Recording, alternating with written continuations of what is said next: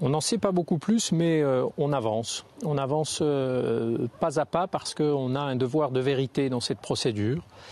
Donc chaque expertise nous permet d'écarter un certain nombre d'hypothèses. La dernière écarte par exemple celle d'une lésion préexistante ou d'une vulnérabilité chez cet enfant. Une nouvelle a été ordonnée pour nous orienter sur d'autres hypothèses, d'autres pistes et nous espérons bien à la fin de l'enquête, qui forcément est une enquête longue, qui forcément est une enquête difficile, pouvoir dire à ses parents pourquoi et comment leur fils est décédé.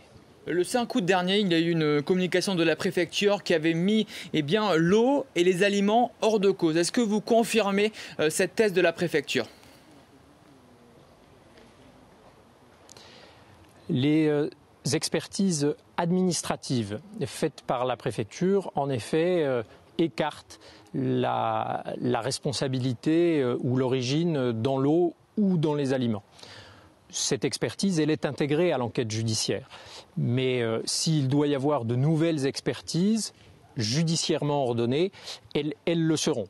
Nous attendons, avant d'ordonner une nouvelle expertise de l'eau, par exemple, que l'Institut médico-légal de Toulouse nous dise quoi chercher, où chercher, quel virus ou quelle bactérie, plutôt que d'ordonner une batterie de tests un petit peu à l'aveugle. Nous avons fait le choix d'une technique d'enquête un peu par entonnoir, où on écarte des hypothèses et où on peut ordonner des expertises qui seront donc toujours plus pertinentes. Vu de l'extérieur, ça paraît quand même extrêmement mystérieux. Comment ça se fait que ce soit si compliqué pour déterminer les causes de la mort d'un petit garçon ? D'abord parce que ces causes sont peut-être pas simples, sont peut-être multiples.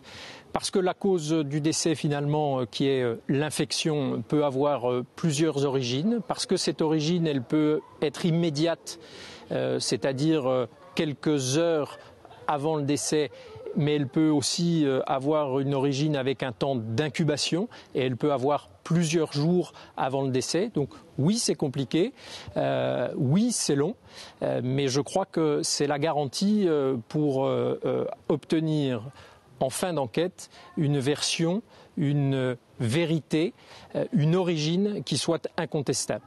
Et je préfère une enquête longue qui paraît compliquée que rondement menée, mais qui laisserait quelques parts d'ombre ou parts de doute. Monsieur Karakoc, il y a eu d'autres hospitalisations d'autres enfants début juillet dans cette colonie d'Ariège pour des problèmes également digestifs. Est-ce qu'on peut écarter la thèse des problèmes d'intoxication quand on voit autant d'hospitalisations pour autant d'enfants qui étaient sur le même lieu de vacances ? On n'écarte aucune thèse, encore une fois, judiciairement parlant. Aujourd'hui, je cherche des causes de décès. Je ne cherche pas encore de responsabilité. Quand je saurai quelle est la cause du décès, je chercherai peut-être des responsabilités pénales. Pour l'instant, je n'écarte rien. Le fait qu'il y ait d'autres plaintes, le fait qu'il y ait d'autres victimes est un élément extrêmement important de cette procédure. Nous aurons à déterminer quelle était l'origine des infections de ces enfants qui ont été hospitalisés et qui, fort heureusement, n'ont pas eu les conséquences aussi dramatiques qu'Abdel-Rezac. Et en cela, le commissariat de Villeneuve-Saint-Georges nous aide lorsqu'il recueille les plaintes ou lorsqu'il saisit des objets.